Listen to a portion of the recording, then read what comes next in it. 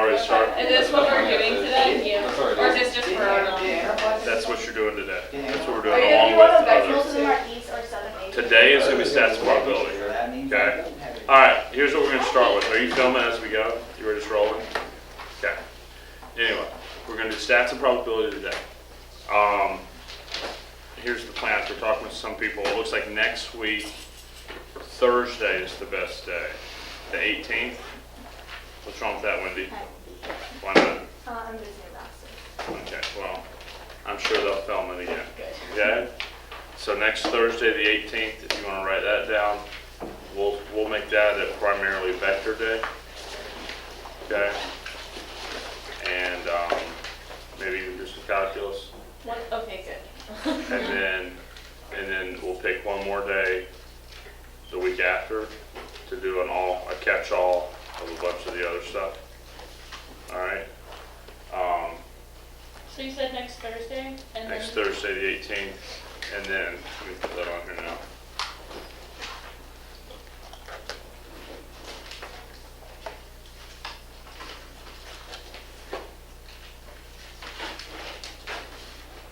Why are there two mics?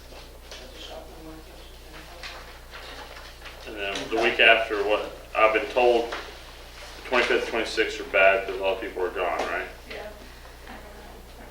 We have FBLA. going to middle schools, the band on the 25th, and it's probably going to go after school. And FBLA is going to be gone 25th, 26th, right? That's maybe not a lot of people. When does TSA's done? Right. Forever, yeah, thank God. Forever. You're not going to nationals. Yeah, but I don't want to do anything. Set up now. What about TV? When skills? We could do one That's the Tuesday. the first week right before, they come back the day before. 23rd. Okay. What about the 23rd? So I'm Or the thinking Monday? 20. I'm thinking Huh? 24th. Why? 24th. When's the traffic jam live? This is over at 4. Well, I'll let you know. One of those first couple days of that next week. Math exam is the 9th and 10th.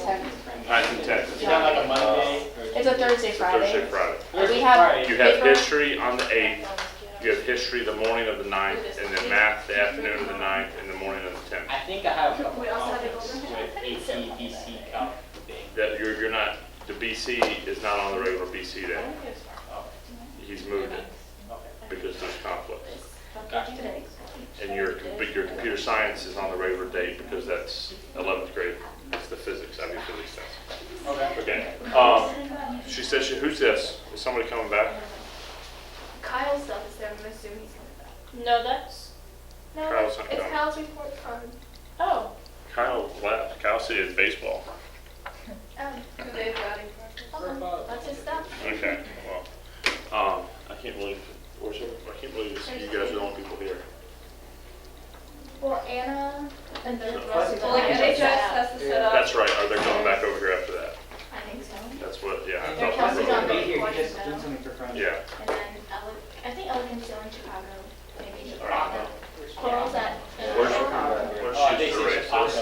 it's Chicago. Okay, we'll go. Stats, okay?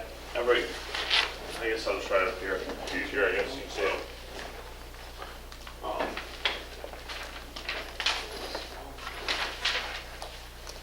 don't have anything to write with. This pen, somebody give me a pen or a calculator. Where does she have calculators at? They're in that cabinet, the big, tall thing. Okay. Stats, I'll break stats into 3 sections. Close to the bottom. Oh.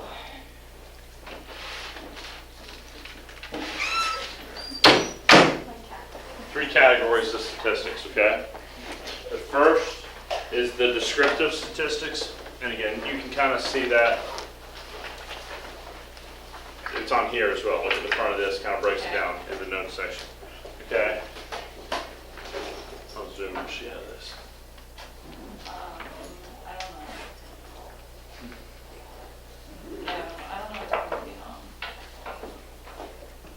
So when you talk about descriptive statistics, all right, which is really your basic mean, median, and mode, Yeah. and then your graphs, your charts, your cumulative frequency stuff, histograms, all of that sort of basic statistics. Number 2 would be your probability. Okay? From my experience, this is an area where things aren't as easy as you think they are. Okay, a lot of probability stuff that looks straightforward, and you got to remember there's other angles to think about, like replacement or no replacement, and stuff like, is it stuff.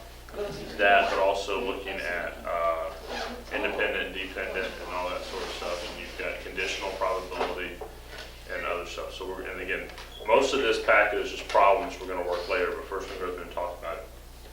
And then 3 will be our distributions. Distributions. That's what I mean. Thanks. Okay. So, where are y'all right now? I know, have you done all of that, including normal and binomial and all of that, right? I don't know binomial. I know it's just when you. But you've done some of it. Yeah. Okay, Yeah. whether or not you know it, you've done some of it. Right. Okay.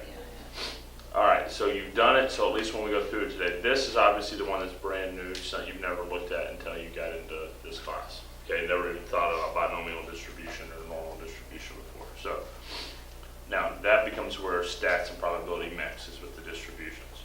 Okay? So if you just look at the front of this page, it kind of breaks down like that into all the topics that could show up. All right? The top half of it is really all your basic statistics.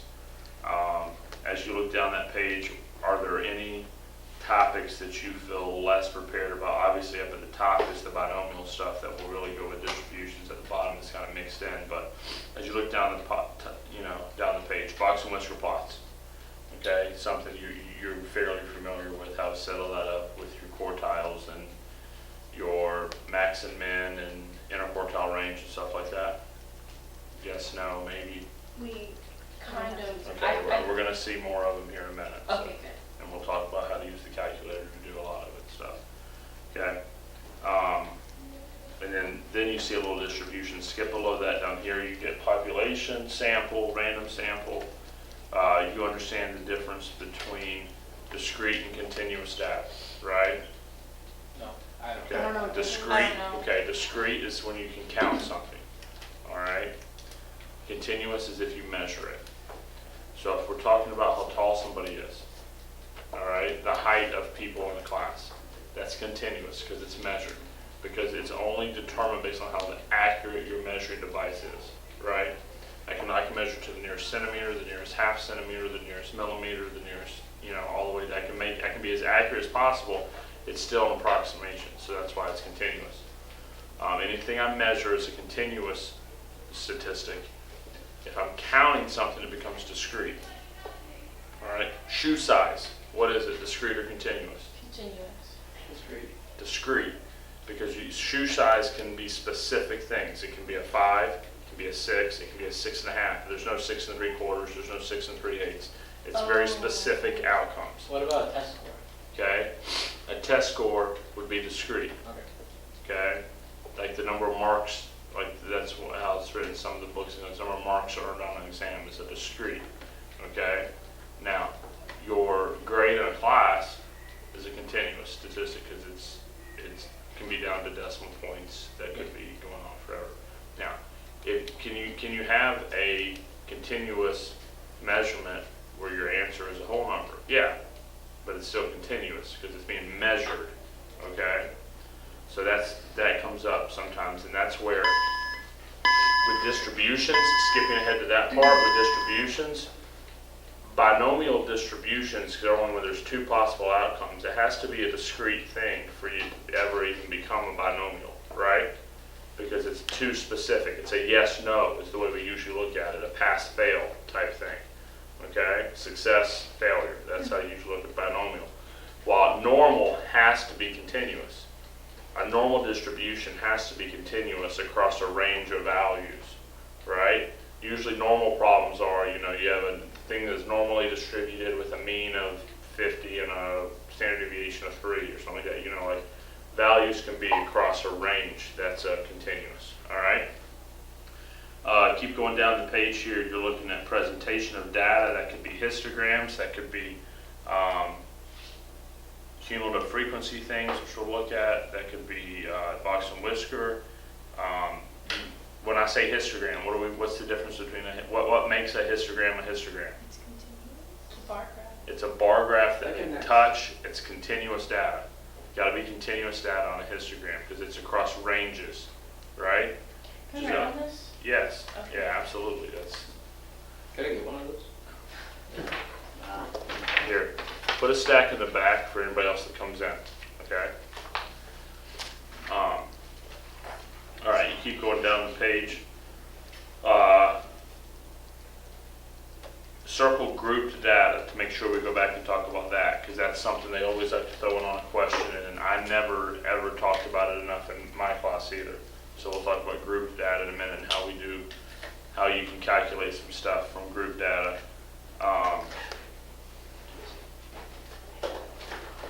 Then you've got mean, mean, and mode. All right, those are obviously we're good with. Quartiles. Okay, what is a quartile? Fourth. Well, you're breaking it up into fourths, right? And so all it means is taking all the data and you're taking a fourth of it. So it's the first quartile has the first 25% of all the data points. Okay, the second quartile is the next 25%, right? So if I have 100 data, if I've collected 100 pieces of data, how many are in the first and second quartile?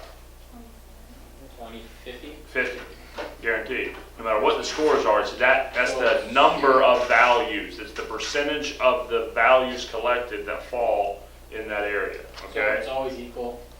It's always equal, Okay. 25, 25, 25, 25. And that's how much percentage, that's the quartile, okay? Percentile is just like it says too. It's the out of 100, what percent of the values are, when you think about the 99th percentile, is that 99% of the values are below that number, okay? You guys that have taken you've taken tests, achievement tests and things like that, and you get a percentile scores, that's the percentage of the students that took that test that scored below that number. Okay, so we'll look at those, some problems in a minute. Interquartile range then, it's like we talked about, what's the interquartile range? 25 and 75? Okay, and interquartile range is from the end of the first quartile to the third quartile. So it's from 25% to 70, it's the middle 50. Every one of you, when you looked at those college books and you looked at whatever you're looking at colleges, they always talk about the middle 50% of their class has these SAT scores or these GPAs. It's that middle 50%. Okay? On the box and whisker plot, that's the box. All right? The box is the interquartile range. The box is the second and third quartiles. So the interquartile range is the distance between one end of the box and the other end of the box. Okay? And the whiskers are then where the smallest and highest points are. Circle cumulative frequency. Okay? What's variance? Variance is standard deviation squared. Okay. You do not have to ever calculate standard deviation by hand.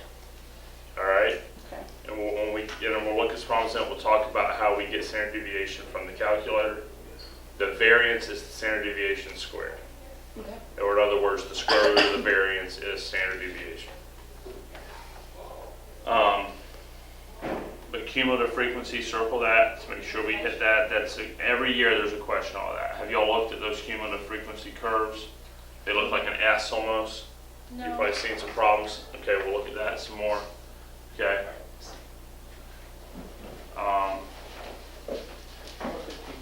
Okay, then you get down into the next part, and now it's all the probabilities, so then we'll talk about probability. You need to make sure you know the, the very important things, complementary events, the complement, okay? The little, if you have an event and then you put like an apostrophe next to it, that means that's if it doesn't happen, okay? So if the probability that something happens is 30%, what's the probability that it doesn't Call happen? Mr. Butler at 2026. Mackenzie Yayura, you're still on campus. Call Mr. Butler at 2026. No sleep. So, so if it's the probability of A, then it's the probability of A complements, the A with the little apostrophe thing, okay? That's what if it doesn't happen. But where that becomes useful is sometimes you cannot calculate, or it would be laborious to calculate the probability that something happens. But it becomes very easy to calculate the probability that something does not happen, right? So I can calculate that it doesn't happen and then subtract that from 1, and now I know the probability that it does happen. Because maybe it could happen 8 different ways, but it could only not happen one way. So I could calculate that and then subtract. So we'll see some of those in a minute. Then the formula there for combined events, I like to think Venn diagram. Okay, the notation you may not be familiar with, but you're about to be. What does this U mean? Union. Union, that means in one or the other, or both. Okay, union. So think or. Okay, so the probability that this happens or this happens, right? Then that means it could be just this, or both things. Well, if you take a Venn diagram, 2 circles laid over top of each other, right? And if we have this probability and this probability, and we just add them together, how many times has the middle been included? Twice. Twice, okay? Not a trick question. Wait, that little N thingy, that means or? No, the U means or, Okay. okay?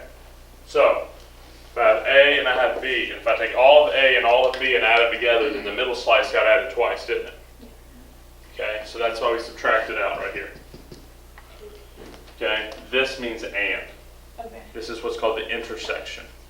All right, set theory is not in your class. Mackenzie Yayura, if you're still on campus, please call Mr. Butler She's at gone, isn't she? 2026. No, She's a Yeah. TV.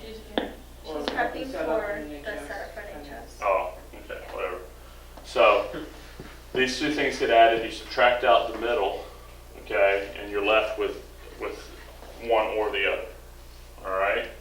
Now, this formula is very useful because sometimes you know this and you know this and you know this, but you don't know that. Right? It's you can plug 3 of the 4, you can figure the other one out. Okay, depending on how they ask. This one. This is conditional probability. Again, these formulas are in your formula packet, but you need to know how to use them. Conditional probability is when you, it's based on a given fact. You know, if I know, okay, if I know I passed the math test, okay, what's the probability that I also passed English? Well, then I'm reducing my denominator basically. I'm only looking at the people that passed math. All right, and so it'd be almost like I used to say. All right, let's just put some numbers up here. All right, how many total people are in my set here? Or 16? No. No. No. What? 25. 25. I have 25. Oh, yeah. Okay. I have 10 that are just A, 6 that are just B, 4 that are both, and 5 that are none. Oh, Right? I didn't know the five that meant, okay. So there's 5 out here. That means there's 25 here, right? All right. So what's the probability of A? 10 or 25. Isn't Or it, isn't it 14 out of 14? 20, yeah. 14 out of 25. What's the probability of B? 10 or 25. 10 out of 25, which then you could reduce or give a decimal or any of those things, right? What's the probability of A and B? The intersection of A and B. 4 out of 25. And see, the probability of A or B, the union of A and B, would be what? 14 out of 25. 20 out of 25. It's all 3 of these. I thought the union would be the A and B minus the and. It is. 14 plus 10 is 24, minus Oh, 4 is yeah. 1. Right? So, but then this one.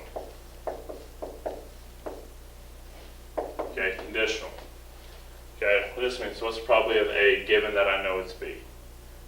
Okay, so what I'm doing now is I'm reducing, like I'm zooming, I'm only looking at these 10 people in B. Of the 10 people in B, how many of them meet A? 40. 4. Right, 40%. 4 out of 10.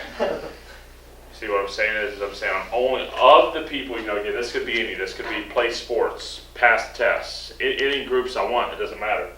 But so given that I know the student is in B, what's the probability they are also in A, is basically what this is saying.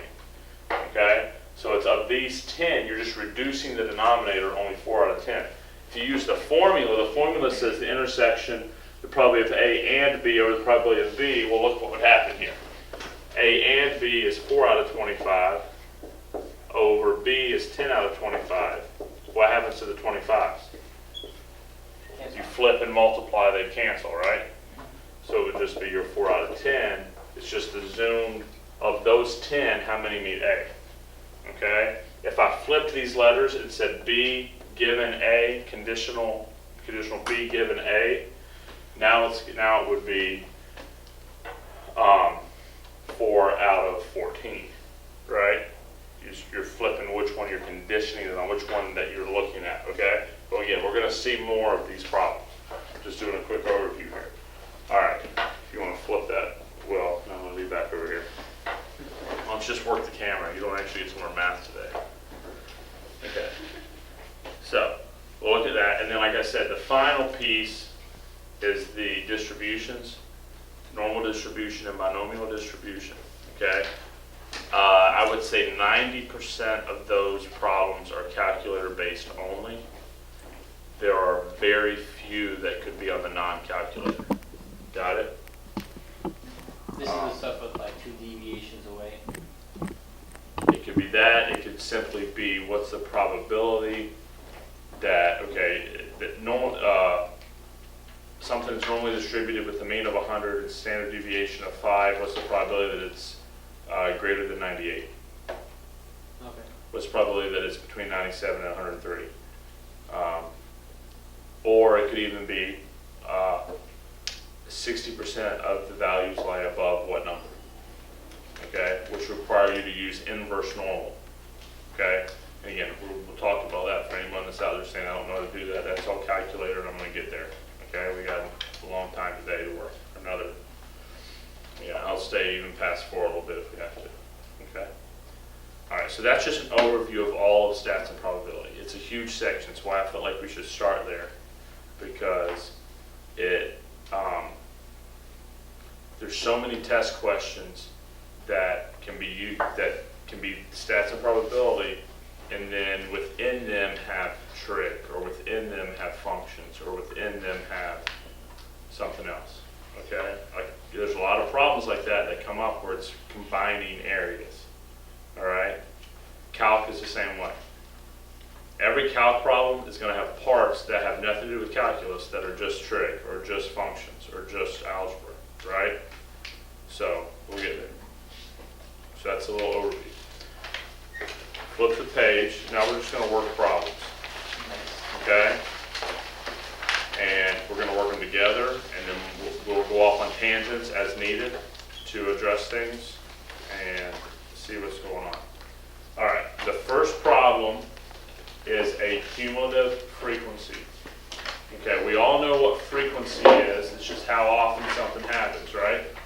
The cumulative frequency is where you add up as you go how often something happens. Okay? Cumulative frequency curves have been on every year's test since I've been teaching this class, at least one problem. All right, the idea behind a cumulative frequency is that the total number of wherever the end of the curve hits, that's how many data points you have, right? So this is always, now don't be thrown. One year there was a problem where the chart went further than the actual curve did. It's not how far the chart goes, don't be thrown off by that. It's where the curve stops. So the curve stops over here, all right? This particular chart has, the left is always your count, is always how many people you have. The bottom is what you're measuring. In this instance, you're measuring test scores. All right? So it's mark, obtained, that's the IB word for test score. So the highest score on this particular test is 100, right? Okay, how many total students took the test? 200. So what I would do here, again, before we even look at the questions they ask, which are on the next page, let's just talk here. Okay, so there's a total of 200 students that took the test, right? All right, what, if I asked you, what's the median test score? Could you tell me the median test score? Yeah. No. Just under 105. No, never mind. Sorry, my bad. 65-ish? It's 49. It's like 40, 48, It's 47. 49. Is that? How is it 49? Take at the 100 students. Yep. Okay. It's Now, actually 48. technically, Because it's going by two. It's going by two. Yeah, you're right. you're right. But, and well, here's the other thing I'll say. Technically, it's the average of the 100th and the 101st student, right? Because there's 200 marks. There's 200 different data points. So the median and an even value you have to average, right?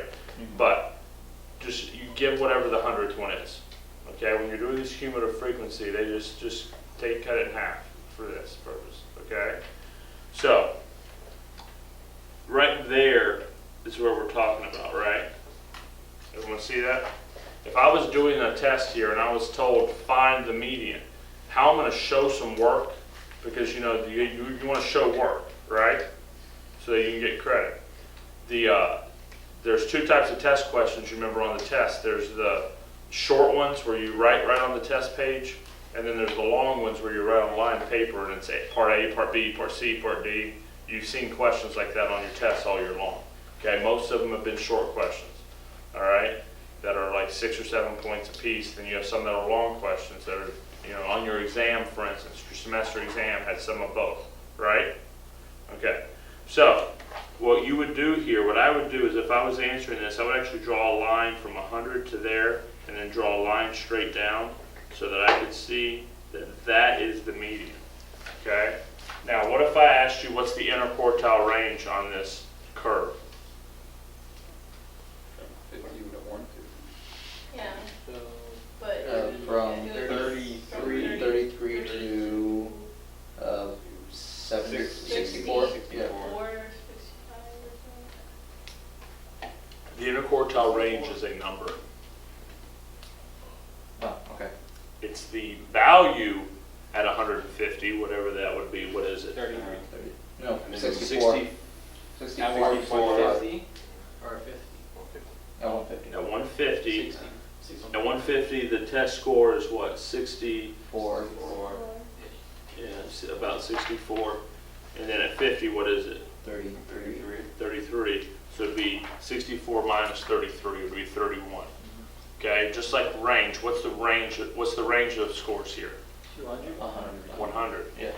Range and interquartile range measure the values, are based on the values, right? They should switch these things. Oh, I can't stand it. Yeah, it reminds me too. They should have the Y value on the left. Yeah. Yeah. They do have the Y value on the left. Well, usually the Y values. Well, the function would be the students, I think. Like the domain. It's like when you have a test score. You don't have a test score as your X. You always have Yeah. your Y. No, the test score is X because the Y is it's a cumulative frequency curve, meaning the frequency is the output. So the output isn't A. The output isn't should be the isn't scores. mark? But it's not. Not if you're measuring cumulative frequency. I'm measuring frequency. Whatever you're measuring is your output, is your Y. I'm measuring frequency. My scores is my raw data. That has to be my X. So don't try to reinvent math. Okay. We got it. It would be easier. What's the, what score would be the, or let me ask it this way. If the teacher giving the test says the top 80% of the class is going to pass the test, what score do you need to pass the test? You need a 30, 68. 68. Yeah. No, 20, 28? 28? 68. 68. Why? Yeah. Top, Sixties. top 29, actually. 20, yeah. It's a top 80%. It's top 80%, See, not yeah, the. yeah, not listen the- how it's asked. The top 80%, okay, Yeah. will pass. Or maybe, they may not even say a top. If they just say 80% of the class is gonna pass the test, okay? If 80% are gonna pass the test, I mean 80% are scoring above a particular number, right? Which means that 20% are scoring below the number. So you need to look at 20% of 200 is 40, right? So you look, the 40th person is the person that sets the bar, right? The 40th person scored a 29. Everybody get that? So anything higher than 29, you pass, right? I mean, that's the type of questions that they can ask with these cumulative frequencies. All right, now let's look at this particular one they ask. It says use the cumulative frequency curve to complete the frequency table below. All right, so between 0 and 20, all right, they're saying marks. See how they have it there? The mark is from 0 to 20, 20 to 40, 40 to 60.